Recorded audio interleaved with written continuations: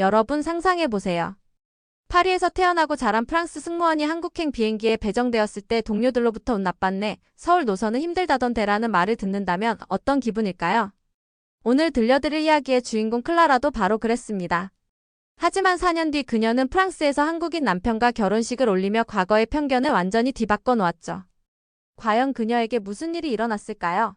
한 번의 만남이 어떻게 한 사람의 인생을 180도 바꿀 수 있었는지, 그리고 그 과정에서 일어난 놀라운 반전들까지 지금부터 함께 확인해 보시죠. 작지만 강한 나라 대한민국. 당신의 구독은 우리의 자랑스러운 이야기를 세상에 알리는 힘이 됩니다. 시작 전 구독, 좋아요, 알림 설정 부탁드려요. 파리 샤르드골 공항 에어프랑스 승무원. 라운지에는 오늘도 여느 때와 다름없이 승무원들의 수다꽃이 피어났습니다. 그 중심에 있던 클라라는 막 첫 노선 배정 통지서를 받아들고 있었어요. 25살의 클라라는 어릴 때부터 승무원이 되는 것이 꿈이었고, 명문 항공서비스 학교를 졸업한 후 드디어 그 꿈을 이뤄 에어프랑스에 입사한 지 얼마 되지 않았습니다. 클라라는 파리 16구에서 자란 전형적인 프랑스 중산층 가정의 딸이었어요. 아버지는 은행원, 어머니는 미술교사였죠. 어릴 때부터 유럽 여행을 다니며 다양한 문화를 접했지만 아시아 문화에 대해서는 거의 알지 못했습니다. 특히 한국이라는 나라는 그녀에게 너무나 먼 나라였어요. 서울이라고? 동료 승무원 소피가 클라라의 배정서를 보며 코웃음을 쳤어요. 소피는 클라라보다 2년 선배로 이미 뉴욕과 도쿄 노선을 경험한 베테랑이었습니다. 운 나빴네. 서울 노선은 정말 힘들다던데. 손님들 까다롭기로 소문났거든. 영어도 잘 안 통하고 음식 투정도 심하다더라. 다른 동료들도 하나둘 모여들었습니다. 맞아, 나도 들었어. 서비스에 대한 기대치가 엄청 높아서 조금만 실수해도 바로 컴플레인 들어온다더라. 김치 냄새 때문에 기내 공기도 매워. 울고 오지 말라, 클라라. 농담 반 진담 반인 말들이 이어졌죠. 승무원 중에서도 아시아 노선, 특히 한국 노선은 기피 대상 1순위였거든요. 클라라는 속으로 깊은 한숨을 쉬었습니다. 사실 그녀가 간절히 원했던 건 화려한 뉴욕 노선이나 세련된 도쿄 노선이었거든요. 승무원이 된다면 당연히 그런 인기 노선을 배정받을 줄 알았는데 첫 배정이 서울이라니. 파리 출신인 그녀에게 아시아, 특히 한국은 너무나도 낯선 나라였습니다. 어린 시절 뉴스에서 들었던 한국전쟁 이야기나 북한과의 분단 상황 정도가 전부였어요. 경제적으로도 그리 발달하지 않은 나라라고만 알고 있었습니다. 그날 저녁 집에 돌아와 어머니에게 소식을 전했을 때도 마찬가지였어요. 엄마, 나 내일 서울로 첫 비행이에요. 어머니 마리는 찻잔에 든 손을 멈추며 걱정스러운 표정을 지었습니다. 위험하지는 않니? 아직도 분단국가라면서? 전쟁이 일어날 수도 있다고 하던데. 정말 조심해야 해. 걱정 가득한 어머니의 목소리를 들으며 클라라는 더욱 불안해졌어요. 정말 이 배정이 자신의 화려한 승무원 커리어에 도움이 될까 싶었습니다. 드디어 첫 서울행 비행기에 올랐습니다. 에어프랑스 278편 11시간 30분의 긴 비행이었어요. 클라라는 계속 긴장했습니다. 승객들은 정말 까다로울까? 영어가 통하지 않으면 어떻게 하지? 김치 냄새가 정말 심할까? 온갖 걱정이 머릿속을 스쳤습니다. 선배 승무원장은 첫 아시아 노선이지? 마음 단단히 먹어. 유럽 노선과는 완전히 달라라며 겁을 주기까지 했어요. 비행기가 인천국제공항에 착륙하기 30분 전 클라라는 창밖을 내려다봤습니다. 야경이 펼쳐지기 시작했는데 그 모습은 정말 예상과 달랐어요. 한강을 따라 늘어선 고층 빌딩들, 질서정연하게 뻗어나간 도로망, 그리고 파리 못지않게 아름다운 야경이 펼쳐져 있었거든요. 이게 정말 개발이 안 된 나라 맞나? 속으로 의아해했습니다. 인천국제공항에 도착했을 때의 충격은 더 컸어요. 공항이 생각보다 훨씬 현대적이고 깨끗했거든요. 샤를드골 공항보다도 시설이 좋아 보였어요. 최첨단 자동화 시설들, 깨끗한 바닥과 천장, 그리고 질서정연한 시스템을 보며 이게 정말 후진국의 공항이야 라는 생각이 들었습니다. 게다가 공항 직원들도 모두 단정하고 전문적으로 보였어요. 호텔까지 가는 리무진 버스 안에서도 놀라움은 계속됐습니다. 도로가 정말 넓고 깨끗했고 차들도 대부분 최신형이었어요. 특히 야경이 정말 환상적이었습니다. 한강 다리들이 형형색색으로 빛나고 고층 빌딩들이 반짝이는 모습을 보며 클라라는 점점 더 혼란스러워졌어요. 동료들이 말한 것과 너무 달랐거든요. 호텔 방에 도착해서 창문을 열었을 때는 정말 말문이 막혔어요. 63빌딩과 한강, 그리고 서울 시내의 화려한 불빛들이 파노라마처럼 펼쳐져 있었거든요. 에펠탑이 보이는 파리 야경 못지않게 아름다웠습니다. 클라라는 창가에 서서 한참을 바라봤어요. 동료들이 말한 것과 전혀 다른데 혹시 내가 잘못 알고 있었던 걸까? 혼잣말이 절로 나왔습니다. 그날 밤 클라라는 잠이 오지 않아서 호텔 인근을 산책해봤어요. 24시간 편의점에서 간식을 사는데 점원이 생크 유라고 영어로 인사하더군요. 길거리도 생각보다 안전하고 깨끗했어요. 늦은 시간인데도 여성들이 혼자 다니는 모습을 보며 정말 안전한 나라구나라는 생각이 들었습니다. 하지만 현실은 그렇게 달콤하지만은 않았습니다. 첫 근무날 기내에서 클라라는 큰 실수를 연달아 저지르고 말았어요. 한국인 승객에게 음료 서비스를 할 때였습니다. 클라라는 평소처럼 영어로만 대화를 시도했어요. What would you like to drink? We have coffee, tea, juice.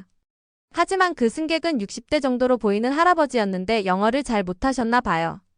할아버지는 당황한 표정으로 하시며 고개만 저으셨어요. 클라라는 답답해하며 더 크고 천천히 영어로 설명했습니다. COFFE, TA. 하지만 할아버지는 여전히 어리둥절한 표정이셨죠. 옆좌석에 앉은 젊은 한국인이 통역을 도와주려 했지만 클라라는 I can handle this라며 거절했어요. 자존심이 상했거든요. 결국 할아버지는 불편해하시며 손짓으로 물을 가리키셨고 클라라는 시큰둥하게 물을 드렸습니다. 하지만 할아버지는 좀 더 친절하게 해주세요. 우리도 손님인데 이렇게 대하면 어떻게 해요? 라고 한국어로 중얼거리셨어요. 물론 클라라는 그 말을 전혀 이해할 수 없었죠. 오해가 커져서 결국 그 할아버지는 다른 승무원을 불러 정식 컴플레인을 제기했습니다. 외국인 승무원이 너무 불친절하다는 내용이었어요. 설상가상으로 기내식 시간에도 문제가 생겼어요. 클라라는 한국식 기내식을 처음 접했는데 김치찌개가 너무 매워서 한 입 먹자마자 눈물이 났어요. 콧물까지 나오고 얼굴이 빨개져서 물을 벌컥벌컥 마셨죠. 그 모습을 본 다른 승무원들과 승객들이 키득키득 웃어댔어요. 김치도 못 먹으면서 한국 노선을 어떻게 해? 프랑스 사람들은 역시 매운 거 못 먹네. 기내에서 돌아온 후 상황은 더 심각해졌어요. 승무원 SNS 게시판에는 클라라를 조롱하는 글들이 올라오기 시작했거든요. 서울 노선 신입 첫날부터 컴플레인 받았다더라. 역시 아시아 노선은 힘들어. 언어도 안 통하는데 어떻게 서비스해? 김치 먹고 울었다는 소문도 있던데. 동료들의 시선도 차가워졌습니다. 소피는 내가 뭘 했어? 서울 노선이 쉽다고 했니? 이제라도 노선 변경 신청해봐라며 비꼬듯 말했어요. 그날 밤 호텔 방에서 클라라는 베개에 얼굴을 묻고 소리내어 울었습니다. 정말 내가 이 일에 맞지 않나? 차라리 다른 노선으로 옮겨달라고 요청해야 하나? 동료들 말이 맞았나 봐. 하지만 포기하고 싶은 마음과 동시에 뭔가 오기 같은 것도 솟구쳤어요. 그렇게 쉽게 포기할 순 없었거든요. 일기장을 꺼내서 그날의 심경을 적었어요. 외로움은 적이 아니었다. 나를 태우는 연료였다. 모든 사람이 나를 비웃고 있지만 나는 여기서 뭔가를 증명하고 싶다. 아직 포기하기엔 너무 이르다. 그렇게 힘든 나날을 보내던 클라라에게 변화의 계기가 찾아왔습니다. 세 번째 서울 비행에서 만난 한국인 부조종사 김민호 씨와의 만남이었어요. 김민호 씨는 32살로 프랑스 툴루즈에서 2년간 조종사 연수를 받은 경험이 있어서 불어도 유창했습니다. 클라라의 어려움을 눈치챈 김민호 씨는 비행 중 쉬는 시간에 조용히 다가와 말했어요. 클라라 씨 힘드시죠? 첫 아시아 노선이라 적응이 어려우실 텐데. 김민호 씨의 따뜻한 목소리에 클라라는 조금 놀랐어요. 한국 사람이 먼저 불어로 말을 걸어온 건 처음이었거든요. 한국 사람들이 까다로운 게 아니에요. 마음을 열면 세상에서 가장 따뜻한 사람들이거든요. 단지 표현 방식이 다를 뿐이죠. 김민호 씨는 구체적인 예를 들어 설명해줬어요. 예를 들어 한국 사람들은 직접적으로 고맙다고 말하지 않을 때가 많아요. 대신 수고하셨어요라고 하거나 다음에 또 만나자고 하거나 음식을 나눠주거나 작은 행동으로 감사를 표현하죠. 그리고 나이가 많으신 분들은 젊은 사람들이 예의를 갖춰 대하는 걸 중요하게 생각하세요. 또한 현지인 승무원 지민 씨도 클라라를 적극적으로 도와주기 시작했어요. 지민 씨는 클라라와 또래인 26살이었는데 활발하고 친근한 성격에 영어도 유창했습니다. 언니 한국어 좀 배워보세요. 정말 간단한 것만 알아도 승객분들 반응이 완전히 달라져요. 지민 씨는 클라라에게 기본적인 한국어부터 가르쳐줬어요. 안녕하세요. 감사합니다. 죄송합니다. 천천히 드세요. 편안한 여행 되세요. 이 5마디만 알아도 상황이 완전히 달라진다는 거였죠. 지민 씨는 발음까지 정확하게 알려줬고 언제 어떤 말을 써야 하는지도 상황별로 설명해줬어요. 쉬는 날이면 지민 씨는 클라라를 데리고 서울 곳곳을 구경시켜줬습니다. 인사동에서 전통차를 마시며 한국의 전통 문화를 체험하고 홍대에서는 젊은이들의 활기찬 문화를 느껴봤어요. 남대문 시장에서는 길거리 음식도 맛봤고 명동에서는 쇼핑도 했습니다. 한국 사람들은 정말 따뜻해요. 한번 친해지면 정말 가족처럼 생각하거든요. 그런데 처음엔 조금 경계하는 편이에요. 특히 나이 드신 분들은 더 그래요. 지민 씨의 말처럼 시장에서 만난 아주머니들은 외국인인 클라라를 신기하게 바라보더니 지민 씨가 통역해주자 갑자기 태도가 바뀌어 더 친절하게 대해주셨어요. 공짜 시식도 많이 주시고 사진도 함께 찍어주셨죠. 그날 밤 호텔로 돌아온 클라라는 몰래 인터넷으로 한국어 학원을 찾아봤습니다. 그리고 용기를 내어 등록까지 했어요. 첫 교재를 펼치면서 이제 진짜 시작이야. 더 이상 언어 때문에 오해받고 싶지 않아라고 다짐했습니다. 한국어 공부를 시작한 지 3개월이 지나자 클라라의 서비스는 눈에 띄게 달라졌습니다. 매일 밤 2시간씩 한국어를 공부했고 지민 씨와 김민호 씨의 도움으로 실전에서도 많이 연습할 수 있었어요. 안녕하세요. 편안한 여행 되시길 바라겠습니다. 라고 한국어로 인사하면 승객들의 표정이 확 밝아지는 걸 느낄 수 있었어요. 특히 연세 드신 분들의 반응이 폭발적이었습니다. 어머, 외국인이 우리말 이렇게 잘하네. 그 발음도 정확하고 정말 대단하네요. 우리나라 말 배우느라 고생 많으셨겠어요. 이런 반응을 보일 때마다 클라라는 가슴이 뭉클했어요. 처음에는 냉랭하게 느껴졌던 한국 승객들이 실제로는 정말 따뜻한 사람들이었다는 걸 알게 되었거든요. 어느 날은 정말 감동적인 일이 있었어요. 80대로 보이는 할머니가 클라라에게 직접 만드신 한과를 주시면서 외국에서 온 아가씨가 우리말 배우느라 고생이 많구나. 이거 먹고 힘내라고 하시는 거예요. 할머니의 주름진 손에서 전해지는 따뜻함에 클라라는 울컥했습니다. 컴플레인은 완전히 사라지고 오히려 칭찬 게시판에 클라라를 언급하는 글들이 올라오기 시작했어요. 에어프랑스 한국인 승무원보다 더 친절한 프랑스 승무원이 있어요. 한국어도 잘하고 정말 세심하게 챙겨주시네요. 동료들의 시선도 달라졌습니다. 소피까지도 클라라, 너 정말 달라졌네. 어떻게 그렇게 빨리 적응했어? 라며 놀라워했어요. 클라라는 자신의 경험을 기록하고 싶어서 유튜브 채널을 개설했습니다. 하늘 위에서 만난 서울이라는 제목으로 브이로그를 시작한 거죠. 프랑스 승무원이 한국을 알아가는 과정을 진솔하게 담았어요. 한국 음식을 처음 먹는 솔직한 반응, 한국어 공부하는 고군분투하는 모습, 승객들과의 따뜻한 에피소드들을 자연스럽게 소개했습니다. 첫 번째 영상은 김치찌개 먹고 온 프랑스 승무원의 복수전이었는데 클라라가 한국 요리학원에 가서 김치찌개 만들기를 배우는 내용이었어요. 처음에는 여전히 매워했지만 점점 적응해가는 모습이 재미있게 그려졌죠. 놀랍게도 구독자가 폭발적으로 늘어났습니다. 한국 사람들뿐만 아니라 프랑스와 다른 유럽 국가 사람들도 많이 봤거든요. 한국 사람들이 이렇게 친절한지 몰랐어요. 저도 한국 여행 가보고 싶어졌어요. 문화의 차이가 이렇게 아름다울 수 있구나. 댓글들을 보며 클라라는 자신이 단순히 개인적인 경험을 나누는 게 아니라 두 문화 사이의 다리 역할을 하고 있다는 걸 깨달았어요. 그러던 중 항공업계 국제 컨퍼런스에서 연설 기회가 주어졌습니다. 주제는 글로벌 서비스의 다양성과 문화적 이해였어요. 클라라는 떨리는 마음으로 무대에 섰습니다. 500여 명의 항공업계 관계자들 앞에서 자신의 이야기를 들려줘야 했거든요. 다름은 결격사유가 아닙니다. 서로 다른 문화를 이해하려는 노력이야말로 진정한 서비스의 시작이에요. 저는 한국이라는 나라를 통해 제 자신도 다시 발견할 수 있었습니다. 클라라의 연설은 큰 호응을 얻었고 여러 언론에서 인터뷰 요청이 들어왔어요. 항공업계 전문지에는 편견을 깨트린 프랑스 승무원이라는 제목으로 기사까지 실렸습니다. 클라라의 성장은 여기서 끝나지 않았습니다. 항공사에서도 클라라의 변화와 성장을 주목하기 시작했거든요. 어느 날 본사에서 중요한 이메일이 왔습니다. 동부가 노선 홍보 모델 제안 클라라 두부아 승무원님께. 클라라의 이야기가 회사 차원에서도 훌륭한 성공 사례가 된 거였죠. 에어프랑스의 공식 홍보대사로 활동하면서 클라라는 한국의 K-콘텐츠 기업들과도 협업하게 되었어요. 한국 드라마, K-팝, K-뷰티 등을 프랑스에 소개하는 일을 맡게 된 거죠. 클라라의 유튜브 채널은 이제 단순한 개인 여행 브이로그가 아니라 한국 문화를 알리는 중요한 플랫폼이 되었습니다. 구독자는 50만 명을 넘어섰고 여러 기업에서 협찬 제의까지 들어왔어요. 하지만 클라라에게 가장 큰 변화는 개인적인 영역에서 일어났습니다. 김민호 부조종사와의 만남이 업무적인 관계를 넘어서 특별한 인연으로 발전한 거예요. 처음에는 단순히 도움을 주고받는 동료 관계였지만 시간이 지나면서 서로에게 깊은 감정을 갖게 되었어요. 김민호 씨는 클라라의 진정성 있는 노력하는 모습에 감동받았고 클라라는 김민호 씨의 따뜻하고 배려심 깊은 마음에 끌렸습니다. 두 사람은 서울에 있을 때마다 함께 시간을 보내기 시작했어요. 한강공원을 산책하며 서로의 문화에 대해 이야기하고 맛있는 음식점을 찾아다니며 추억을 쌓아갔죠. 클라라 씨 덕분에 저도 제 나라를 다시 보게 됐어요. 외국인 눈에 비친 한국이 이렇게 아름다울 줄 몰랐거든요. 당연하다고 생각했던 것들이 얼마나 소중한지 깨달았어요. 김민호 씨의 진심 어린 고백에 클라라는 가슴이 두근거렸어요.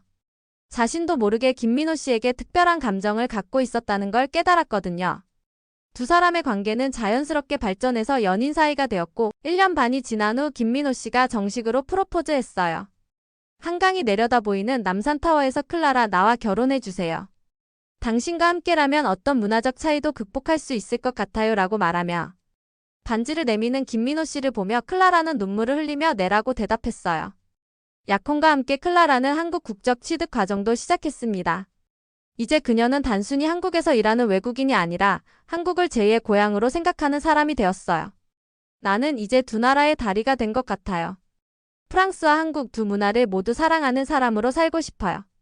클라라의 감정 변화는 정말 놀라웠습니다. 4년 전 처음 서울에 왔을 때의 불안하고 두려워하던 모습과는 완전히 다른 사람이 되어 있었거든요.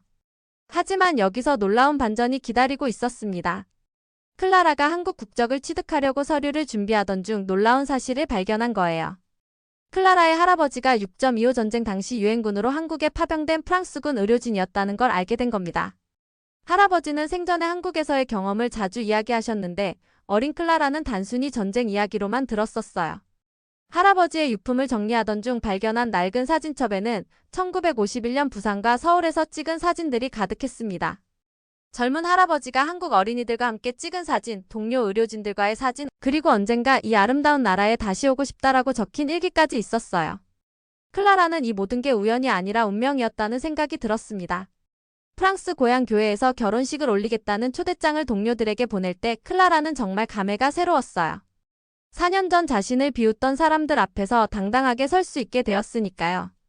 그리고 할아버지와의 인연까지 알게 되면서 이 모든 일이 정말 의미 있다는 확신이 들었습니다. 드디어 프랑스 고향에서 결혼식 날이 다가왔습니다. 파리 교회의 생제르맹 지역에 있는 아름다운 고딕 양식 교회였어요. 클라라의 가족, 친구들 그리고 과거 동료 승무원들이 모여들었습니다. 한국에서도 김민호 씨의 가족들과 클라라가 친해진 한국 친구들이 함께 왔어요. 정말 국제적인 결혼식이 되었죠. 그 중에는 4년 전 클라라를 비웃던 소피도 있었습니다. 소피는 여전히 뉴욕 노선에서 일하고 있었지만 클라라만큼 주목받지는 못하고 있었어요. 클라라, 정말 너 같은 결말이 될 줄 몰랐어. 소피가 다가와서 말할 때 그 목소리에는 복잡한 감정이 섞여 있었어요. 시기와 질투 그리고 미안함과 부러움이 모두 들어있었죠. 한국에서 그렇게 성공할 줄이야. 유튜브 구독자도 엄청 많다던데 나도 아시아 노선 신청해볼까봐. 너처럼 유명해질 수 있을까? 소피의 말에서 클라라는 씁쓸함을 느꼈습니다. 소피는 여전히 성공과 인기에만 관심이 있었거든요. 진정한 문화적 이해나 성장에는 관심이 없어 보였어요. 소피, 나는 성공하려고 한국에 간 게 아니야. 그저 내 앞에 주어진 일에 최선을 다했을 뿐이야. 그 과정에서 정말 소중한 것들을 많이 얻었고. 클라라의 대답은 담담했습니다. 나는 이제 한국인도 프랑스인도 아닌 두 세상을 잇는 다리가 되고 싶어. 그게 내가 찾은 진짜 의미야. 결혼식이 시작되기 전 클라라는 신부 대기실에서 아버지의 유품인 은시계를 꺼내보았어요. 할아버지에게서 아버지로 그리고 클라라에게 전해진 가족의 보물이었죠. 시계 뒷면에 새겨진 글귀를 다시 읽어봤습니다. 러템프스 MAPPARTINT-내 시간은 내 것이다. 어릴 때는 전혀 이해하지 못했던 문구였는데 이제는 그 의미를 완전히 알 것 같았어요. 남들의 편견이나 기대에 휘둘리지 않고 자신만의 길을 당당하게 걸어가는 것. 그것이 진정한 자유이고 진정한 행복이라는 걸 깨달았습니다. 할아버지도 아버지도 각자의 방식으로 그런 삶을 살았고 이제 클라라도 그 길을 걷고 있었어요. 김민호 씨와 함께 재단으로 향하는 버진 로드를 걸으며 클라라는 마음속으로 생각했어요. 4년 전에 나에게 정말 고마워. 포기하지 않고 끝까지 버텨줘서. 그 덕분에 지금의 행복이 있는 거야. 과거의 비웃음과 현재의 축복이 극명하게 대비되는 순간이었습니다. 결혼식 후 피로연에서는 정말 감동적인 장면들이 연출되었어요. 클라라의 한국 친구들이 준비한 깜짝 축하. 영상에는 그동안 클라라를 응원해준 한국 승객들의 메시지들이 담겨 있었어요. 클라라 씨 덕분에 프랑스가 더 친근하게 느껴져요. 두 나라를 잇는 다리가 되어주셔서 감사해요. 영상을 보며 하객들은 모두 감동의 눈물을 흘렸습니다. 결혼 후 클라라의 삶은 또 다른 차원으로 발전했습니다. 에어프랑스와 대한항공의 공동 프로젝트 리더로 임명되어 양국 간 항공 서비스 개선과 문화교류 사업을 총괄하게 되었거든요. 더 이상 단순한 승무원이 아니라 국제적인 비즈니스 전문가, 문화 전문가가 된 겁니다. 클라라가 기획한 스카이 브릿지 프로젝트는 큰 성공을 거두었어요. 프랑스와 한국을 오가는 승객들에게 양국의 문화를 체험할 수 있는 특별한 서비스를 제공하는 프로그램이었죠. 기내에서는 양국의 전통 음악을 들려주고 승무원들이 기본적인 언어를 가르쳐주고 도착지의 문화에 대한 간단한 소개도 해주었어요. 이 프로젝트로 양국 항공사 모두 고객 만족도가 크게 상승했습니다. 클라라는 또한 자신의 경험을 담은 책 칸을 위해서 찾은 나의 길 편견에서 사랑으로를 출간했습니다. 편견을 극복하고 새로운 문화를 받아들이며 성장한 이야기를 솔직하고 감동적으로 담았어요. 책은 프랑스와 한국에서 동시에 출간되었고 두 나라 모두에서 베스트셀러가 되었습니다. 특히 50대 이상의 독자들로부터 엄청난 반향을 불러일으켰어요. 나이가 들어서도 새로운 도전을 할 수 있다는 걸 보여줘서 고맙다. 우리 세대도 변화할 수 있다는 희망을 주었다. 손자딸과 함께 이 책을 읽으며 서로를 더 이해하게 되었다. 이런 편지들이 매일 수백 통씩 도착했어요. 클라라의 이야기는 단순히 개인의 성공담이 아니라 세대와 국적을 초월한 도전 정신과 열린 마음의 상징이 되었습니다. 여러 대학에서 특강 요청이 들어왔고 유엔 문화교류위원회에서는 친선대사로 위촉하기도 했어요. 2년 후 클라라와 김민호 씨 사이에는 두 아이가 태어났습니다. 첫째 소피아는 할머니 이름을 따서 지었고 둘째 준호는 한국식 이름으로 지었어요. 지금 클라라의 집에는 정말 아름다운 장면이 펼쳐집니다. 소피아는 한복을, 준호는 프랑스 전통 의상을 입고 함께 케이크를 만들고 있거든요. 엄마, 오늘 할머니가 김치 담그는 법 알려주신대요. 소피아가 한국어로 말하자 준호는 그럼 할머니께 크루아상 만드는 법도 알려드리자. 고 프랑스어로 대답해요. 아이들은 자연스럽게 두 언어를 오가며 대화하고 두 문화를 모두 자신의 것으로 받아들이고 있습니다. 클라라는 아이들을 보며 생각해요. 이 아이들은 편견이라는 게 뭔지도 모르고 자랄 거야. 세상이 얼마나 아름답고 다양한지를 자연스럽게 알고 자랄 테니까. 창문 너머로 보이는 한강을 바라보며 클라라는 깊은 감동을 느꼈습니다. 국경은 지도에만 있고 진정한 사랑과 이해에는 경계가 없구나. 현재 클라라는 전 세계를 다니며 강연을 하고 있습니다. 문화의 차이는 벽이 아니라 다리가 될 수 있습니다. 편견은 무지에서 오지만 이해는 용기에서 시작됩니다. 이런 메시지로 수많은 사람들에게 영감을 주고 있어요. 한때 서울 노선을 깊이 대상으로 여겼던 프랑스 승무원이 이제는 한국과 프랑스를 잇는 가장 중요한 문화대사가 된 것입니다. 최근에는 클라라의 이야기가 다큐멘터리로도 제작되었어요. 편견을 넘어서라는 제목의 이 다큐멘터리는 칸 영화제에서도 상영되어 큰 화제를 모았습니다. 전 세계 사람들이 클라라의 이야기를 통해 서로 다른 문화를 이해하고 포용하는 법을 배우고 있어요. 한 사람의 편견이 어떻게 사랑으로, 두려움이 어떻게 용기로 변할 수 있는지를 보여준 클라라의 이야기였습니다. 처음에는 서울 노선은 힘들다는 동료들의 말에 절망했지만 포기하지 않고 끝까지 도전한 결과 인생의 완전한 전환점을 맞게 되었죠. 언어와 문화의 높은 벽을 하나하나 허물어가며 진정한 소통을 이뤄낸 클라라의 노력, 그리고 그 과정에서 만난 운명 같은 사랑까지. 가장 놀라운 건 할아버지의 한국 전쟁 참전이라는 숨겨진 인연이었어요. 70년 전 할아버지가 심었던 씨앗이 손녀 세대에서 아름다운 꽃으로 피어난 거죠. 이런 우연 같은 필연을 보면서 운명이라는 게 정말 존재하는 것 같다는 생각이 듭니다. 무엇보다 인상 깊은 건 클라라가 단순히 개인의 성공에만 머물지 않고 자신의 경험을 통해 더 많은 사람들에게 희망과 용기를 전하고 있다는 점이에요. 50대, 60대 분들에게도 나이는 숫자에 불과하다는 메시지를 전하며 젊은 세대에게는 편견을 버리고 열린 마음으로 세상을 바라보라는 교훈을 주고 있죠. 클라라의 두 아이들이 자연스럽게 두 문화를 받아들이며 자라는 모습도 정말 아름다워요. 이 아이들이야말로 진정한 글로벌 시대의 주역이 될 것 같습니다. 편견이라는 게 뭔지도 모르고 다름을 당연하게 받아들이며 자라날 테니까요. 결국 클라라의 이야기는 우리에게 이런 메시지를 전해주는 것 같아요. 편견과 두려움은 우리가 만들어내는 것이고 용기와 노력만 있다면 얼마든지 극복할 수 있다는 것. 그리고 서로 다른 문화를 이해하고 받아들일 때 우리의 삶이 얼마나 더 풍요로워지는지를 보여주죠. 세계가 놀란 한국 여러분은 어떤 생각이 드셨나요? 다 함께 댓글로 남겨주세요. 작지만 강한 나라 대한민국. 당신의 구독은 우리의 자랑스러운 이야기를 세상에 알리는 힘이 됩니다. 다음 감동시라도 궁금하시다면 구독, 좋아요, 알림 설정 잊지 마세요.